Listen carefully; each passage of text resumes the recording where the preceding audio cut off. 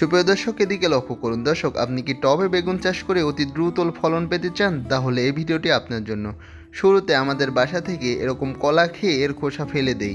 এগুলো ফেলে না দিয়ে এগুলোকে গাছে দিতে পারি। কিভাবে চলুন জেনে নেওয়া যাক। শুরুতে কলার খোসাগুলোকে এভাবে টুকরো টুকরো করে কেটে নিতে হবে। এবার এই কলার খোসার টুকরোগুলোকে 1 লিটার পরিমাণ পানিতে এভাবে ভিজিয়ে দিতে হবে, অর্থাৎ ভিজিয়ে রাখতে হবে।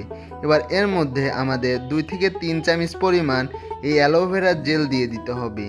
আর এটিকে ভালোভাবে নেড়ে এটিকে 3 থেকে 4 দিনের জন্য রেখে দিতে হবে। 3 থেকে 4 দিন পর যখন দ্রবণটি প্রস্তুত হয়ে যাবে, তখন একটি ছাঁকুনির মাধ্যমে দ্রবণটিকে ছেঁকে নিতে হবে। আর বাঁচা কলার খোসা টুকরোগুলোকে গাছের গোড়ায় দিতে হবে। এবার এই দ্রবণের মধ্যে আমাদের 1 থেকে 2 চামচ পরিমাণ হলুদের গুঁড়া দিতে হবে।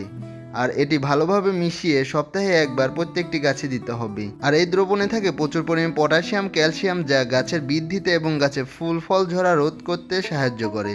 ধন্যবাদ সবাইকে।